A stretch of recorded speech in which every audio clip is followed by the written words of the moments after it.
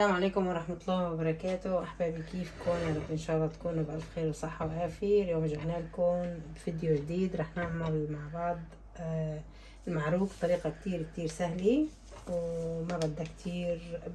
بتحبوا تعملوها من دون حشوة، بتحبوها بحشوة. هلا أول شغلة رح نعملها، رح نكت الحليب. عندنا كاستين حليب، رح ناخد بصير مي وبصير على الحل مي، بصير على الحل حليب.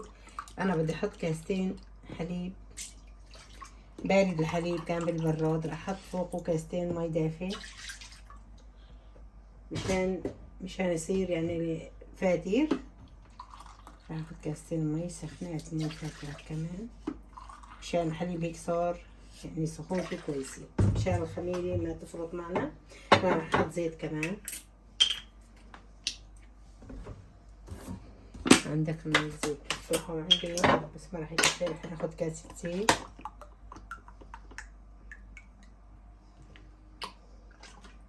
ناخد كاسة ونص، ما في مشكلة. زيت شايفين كاسين من المليانات لأن الكاسة صغيرة.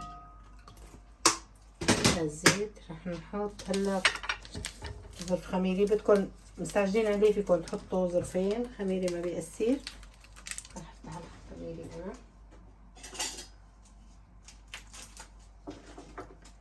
ناخد ظرف خميري كمان يعني. فينا ظرف الخميري نحرك شوي هيك. المي دافي صارت، لا أنا غليانة ولا أنا. هلا رح نحط بيضتين.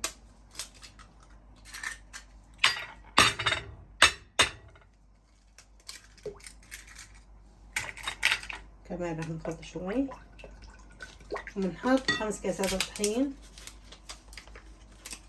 شايفين عنا طحين عدد الاستعمالات نفس الكاسين طبعا، بس انا رح جيب بدي يكون ناشفة. نحط 5 كاسات طحين نفس الكاسة اللي عملنا فيها. هاي وحدة والاخر هاي التاني. رح نحط طحينات نرجع لكم ان شاء الله. حطينا 5 كاسات طحين. هلا رح نحط رشة البيكنج باودر، رشة ملح صغيرة أنا حاطة كمان. ورح نحط 3 معالق سكر كمان. شايفين السكر؟ رشة 3 معالق سكر. هلا رح نخلط المكونات. أكيد لسه بدنا طحين بس رح نخلط المكونات هاي كتير منيح، وبعدين رح نحط الطحين. نضل نزيد الطحين لحتى نعرف انه العجينة تماسكت معنا كتير منيح. هلا رح نخفق هالمواد كتير منيح ونرجع لكم ان شاء الله.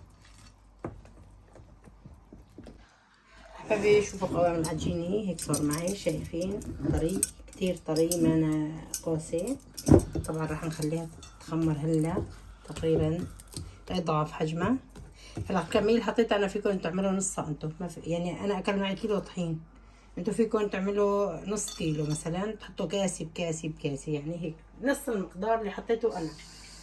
هلا رح نغطي العجينة ونرجع لكم ان شاء الله. احبابي هلا رجعنا نشوف العجينة مع بعض. تعالوا شوفوا. شايفين العجين كيف طالع من الطشت؟ قلت مرتعمة الله يرحمها.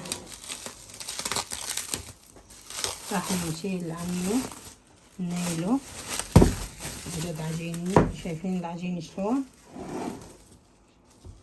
كتير ظابطة طري. رح نفرغها من الهواء مزبوط. انكم شايفين نفرغها من الهواء ونقطعها انتوا بالحجم اللي بتحبوه.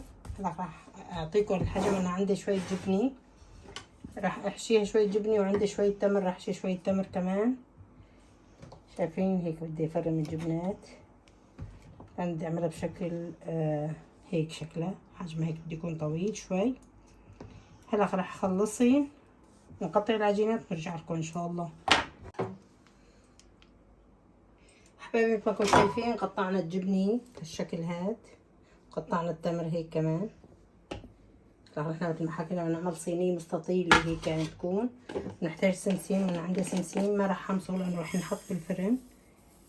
هاي كمية السمسم بدي اياها، وبدي اخذ معلقة عسل.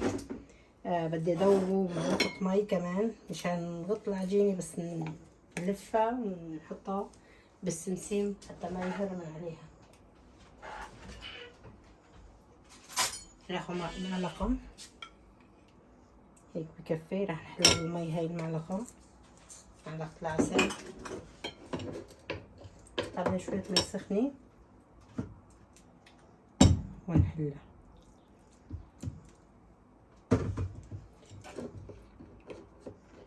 هيك جهزنا الحشو، جهزنا يعني الشغلة. فيكم تحطوا بيضة، تدهنوا وجهها ببيضة بصير كمان. هنحلها كتير كتير منيح، ونقطع العجينات ونرجع لكم ان شاء الله. حبايبي شايفين العجينة عن جد عن جد كتير كتير ناعمة صارت معي وطري. هيك نحن رح نقطعها بالحجم هاد هلا. وانا مسحتها هاي بشوية زيت، هاي فيكم ترقوا عليها يعني. هلا راح اكتفي بهدول اللي قطعتين، نكفي الصينية بس، وبنرجع بنشوف هدوك شلون بدنا نعمل احجامين وشلون بدنا نعمل شكلين. شايفين طريقة التقطيع كتير سهلة خالص. هلا بس نخلص هدول نرجع نقطع هدوك.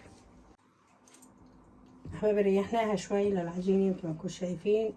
نحط شوية زيت هيك تحتها شوي صغيرة بس مشان ما تعلق. هي ما بتعلق كمان، بس افضل يعني تحطوا شوي صغيرة.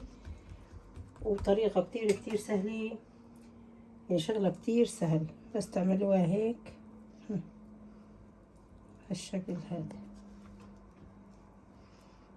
بتغطوها بالعسل هذا اللي عملناه وعالسمسم دغري.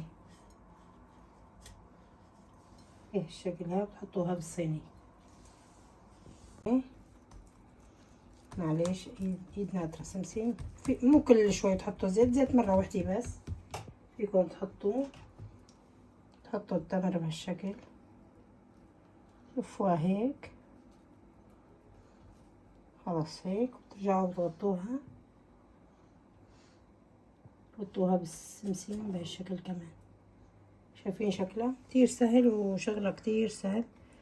تحطوها بعيد عن اختها سنتي واحد بس، مشان انه بدنا نخليها كمان شوي تخمر. راح نكفي الكل هلا نرجع لكم. بس الجبنة ما راح احطها بالقطر لانها فيها ملوحة طلعت.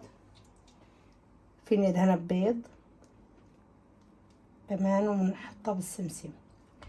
هاي الجبنة راح احطها بطرف، راح احط الحلوة بطرف تاني. طريقة كتير سهلة، فيكم في رمضان كل يوم تعملوها، ما بدها اي تعب، ما بدها اي شي. هلا راح نخلص الكمية كلها ونرجع لكم ان شاء الله.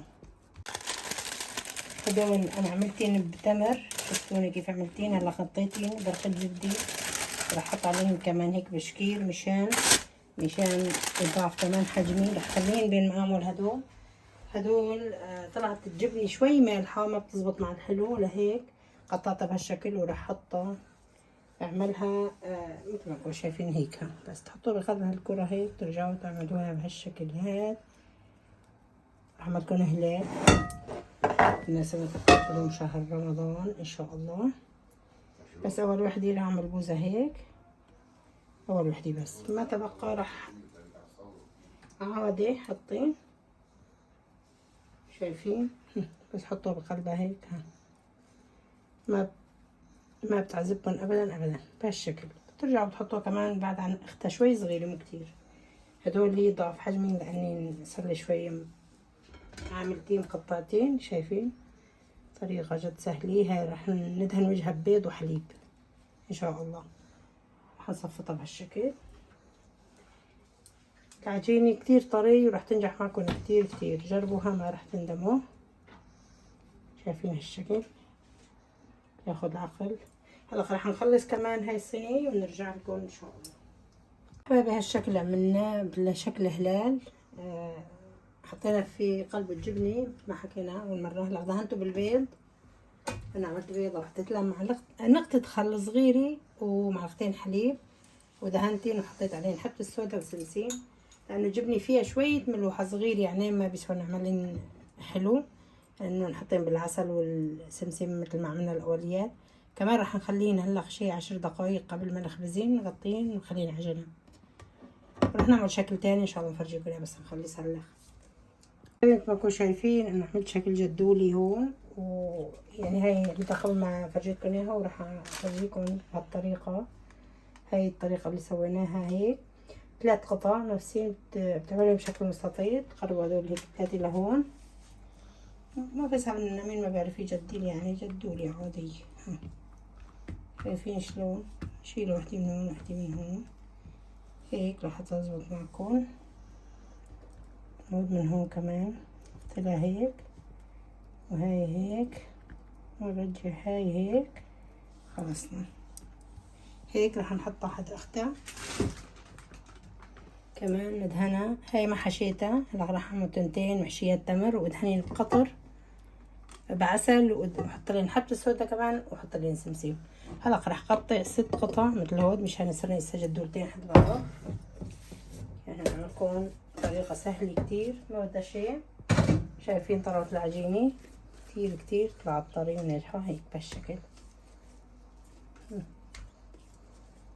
قطعوها هيك نفس الحجم، يمكنني اكبر على الازار. وهلا بالاثناء رح نشغل الفرن نعمله على حرارة 200، نشغله من تحت. هلا نخليه تقريبا 15 دقيقة من تحت، وبعدين نشغله من فوق. هيك خلصت لنا العجينة. كمان رح نعملين هدول جدولتين، والباقيات نعملين اشماكان. نرجع لكم بس نحطين بالفرن. احباب حطيناها من تحت مو ارض الفرن، هاي اخر درجة من تحت، والفرن حطينا حرارته 200 صرنا مشغلينه 10 دقايق. هلا رح نخليه شوي من تحت بعدين نشغل من فوق. حلو هاي شكله النهائي. شايفين طلعنا من الفرن. هلا دهنت وجهه كمان بالمي العسل، انا اللي كنت حلتها بشوية مي، معلقة عسل وشوية مي. اذا بتحبوا الحلو انتو بتدهنوه، انا هيك بنحبه شوي حلو. هلا راح اغطيها بين ما نطالع الصينية الثانية. هنا الصينية الثانية هلا بالفرن. راح نغطيها كمان بورقة زبدة، نحط عليها كمان شغلة شي بشكير او شي. وراح هلا نشيل منها بعد 10 دقايق. احبابي شكل النهائي مثل ما كنتم شايفين طلعني عن جد كتير عجينة طرية. وشايفين راح نشيل لكم وحدة. شايفين هاي محشية تمر، قلبها تمر. شايفين اهو المنظر وريحة عبة الحارة جد كتير ناجحة. وهاي حشيناها جبني دهنين وجهها بالبيض. كمان راح نفتح لكم وحدة.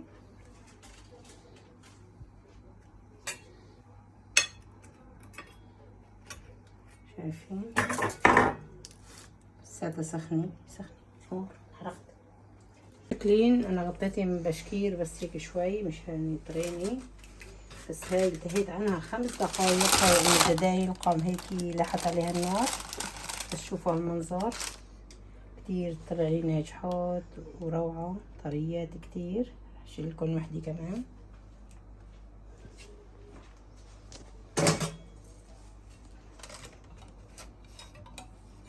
شايفين على الشكل طالع هنا بشغلي.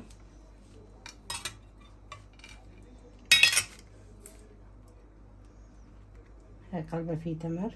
شايفين على الطراوي ريحتها بتاخد العقل، ريحتها بتشهي. هاي قصدتها قبل شوي كمان. وعنا هاي حشيناها جبني.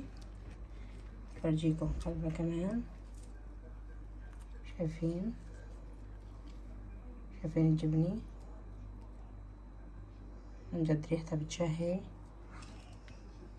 وهاي الجدولات لكم شايفين بس لاحت عليهن النار. نص محشيات عجوي ونص ما فين شي. دهنت وجهي بشوية خضر، وهذول ما صبرت دقات دغري وانا راح دوق.